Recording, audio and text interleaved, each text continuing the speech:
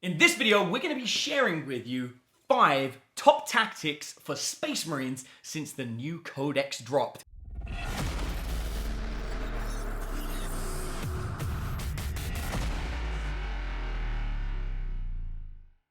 I'm hanging out with my good buddy Alex here from Knights of the Game Table. Hey. How you doing, Alex? I'm doing pretty good. How you Look at doing? this. We've got the Codex in our hands. Now, at the time you watch this, you may already have your copy of the Codex, but while we're filming it, this Codex has not been released yet. Well, it's currently available for pre-release, right? That's correct, yes. Me and Alex just went through this entire thing. I've actually played a whole bunch of games using the new rules because there are a bunch of new rules. If you don't know what they are yet, then make sure you check out the knightsatthegametable.com blog where Alex, you wrote an article about it. I did. Right? And he outlined all the new rules. There's doctrines, there's all sorts of cool stuff. But in this video, we're specifically going to be talking about the top 5 new tactics that you're going to find since the Space Marine Codex dropped.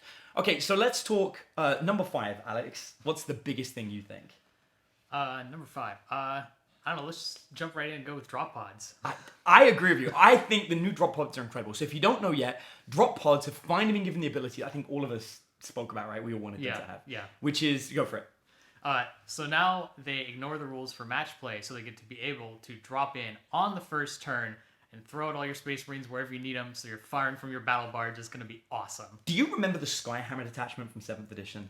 Oh, no, unfortunately I missed It's that. okay. So one of the cool things you used to be able to do is you'd be able to drop in a drop pod and unload a bunch of guys with grav cannons, devastators with grav cannons, that would then fire and they'd get benefits for doing that. And you'd also have jump pack guys as well, and they would drop down at the same time. So over the weekend, I was actually playing using a version of this. What I did was I had some jump packs that dropped in on turn 2, armed with melter and ready for close combat weapons, and we're going to talk a little bit more about getting things into close combat. But on turn 1, I had drop pods turn up with a bunch of guys with grav cannons. Now the grav cannons are amazing because they got 4 shots each at strength 5, AP -3, doing D3 damage each. This is a lot of firepower. You got 4 devastators in the squad. That's 16 shots. And thanks to the sergeant, one of those guys hits on 2s instead of on 3s. Now, what's really cool about this is the list that I was playing, I actually had, my captain was on a bike. And so on the first turn of the game, I drove my bike up. Then I dropped the drop pods down. The grav guys came out, and there's this new stratagem for 1 command point that's essentially like elimination protocols or extermination protocols for the Necrons.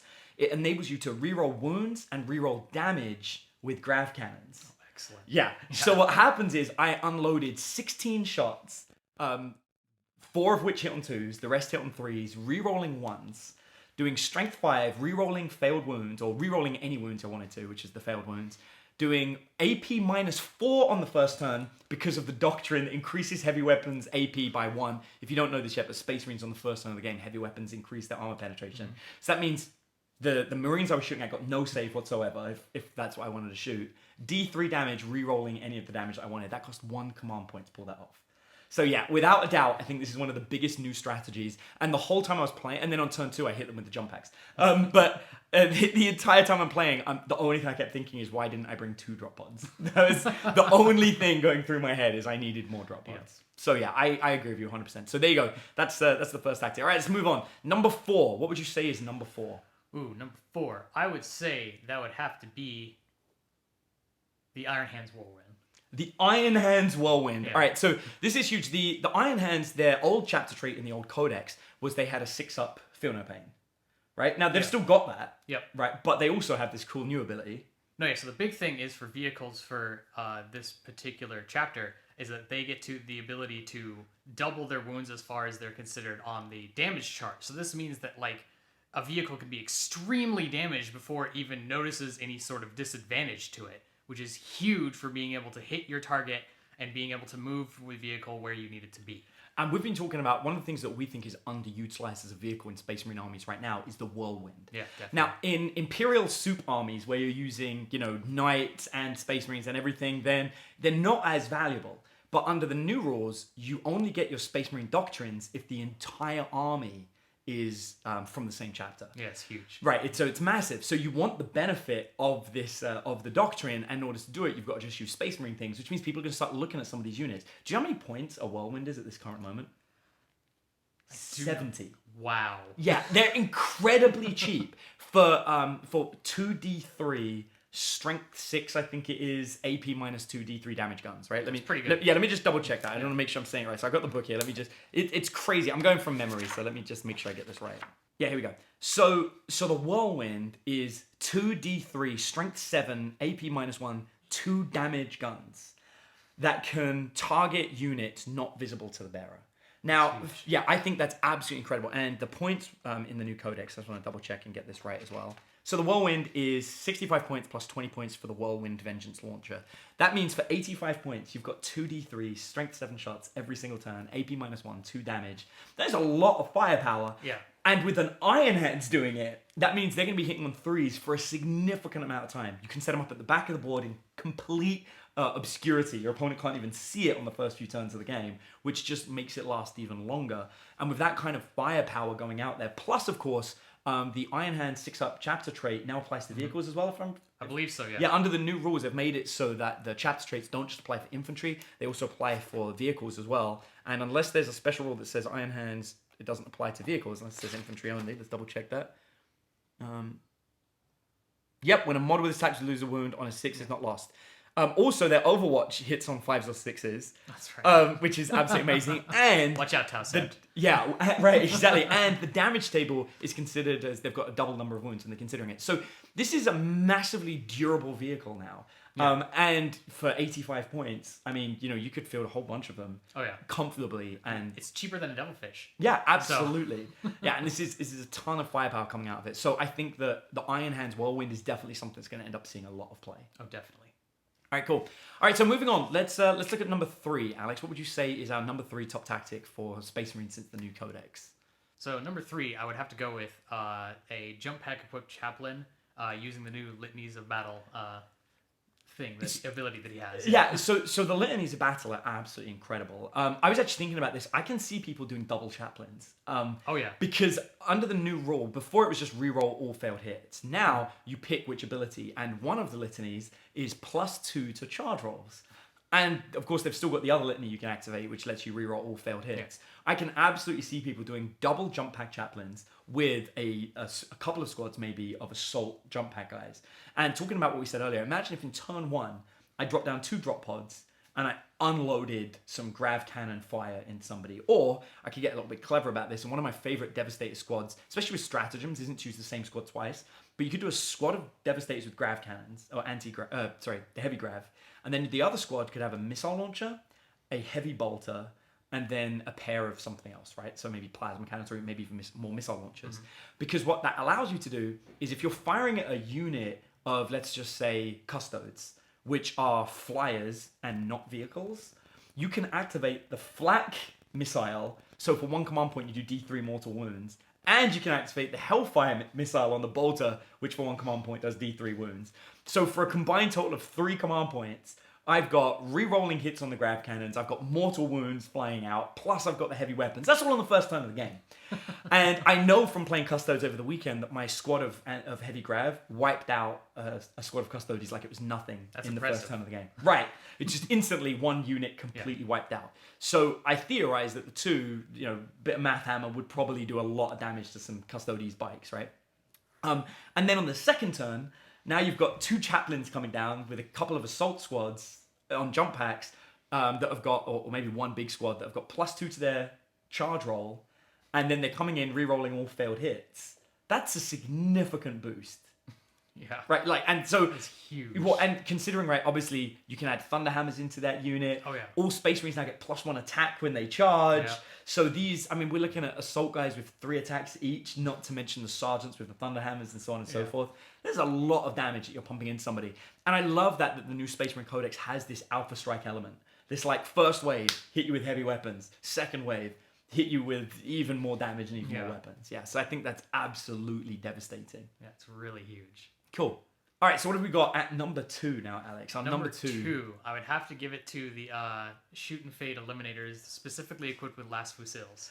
So the Eliminators came out in the Shadow Spade box set. That's where we first saw them. And now in the new Codex, there's options to give them a different weapon, which is these Las Fusiles, which is basically like baby Las cannons that do 3 damage standard. You don't roll D6, which is kind of good, right? Yeah, having the ability to do basically what's average damage on a Las cannon is huge. Yeah. Because I don't know about you, but I don't like rolling on damage tables. Yeah, it's scary, right? Yeah. But the shoot and fade is a warlord trait you can give to your warlord, which enables a Phobos unit nearby, essentially the Eliminators, to do what the Elder did. They can move, shoot, and then move again. This means that you can have these las fusils inside a building where they cannot be shot. Remember, infantry can walk through walls. Yep. So they then walk through the wall, shoot with these baby las cannons, and then retreat back behind the wall. And they can do this over and over again, essentially just annihilating your enemy, and your enemy can't do anything about it. And that's a tactic that previously was only reserved for Elder, right? I think that Tau might be able to do it in an older edition, but I don't know if they can currently do it. The Jump Tree Jump, yeah, that was older editions. They actually, we do not have it in this edition. Right, yeah, exactly. So the Space Marines do. Yeah. And so it's such a huge benefit to be able to have a unit that can't be targeted, that essentially could be taking out a small vehicle every single turn. Yeah. All right, Alex, so number one, what is our one big change that we're going to be seeing, the tactic that everyone's going to be using? I believe the tactic that's going to be huge is having a bunch of intercessors equipped with thunder hammers riding in the new repulsor vehicle. Yeah, absolutely. So the new repulsor, it's Impulsor, right? I think is what it's called, the brand new one. Oh, the Impulsor. Yeah, the Impulsor. It's okay because it's based on the repulsor model. So the Yeah. Impulsor is really cool. It holds 6 models, and I think most people are going to be using 5 models and some kind of character that allows for rerolls. Yeah. Now, what's crazy about the new Incest is they've taken things from the Vigilus campaign and added it to the book. So one of the main ones is that now, instead of being just rapid fire 1 weapons for 1 command point, they can be rapid fire 2, and you don't need to make them veterans first. They can just, all Intercessors can now do this. So that means my 5 guys inside this vehicle fire 4 times each, which is 20 shots. Plus, one of them can now have a Thunderhammer, which is huge.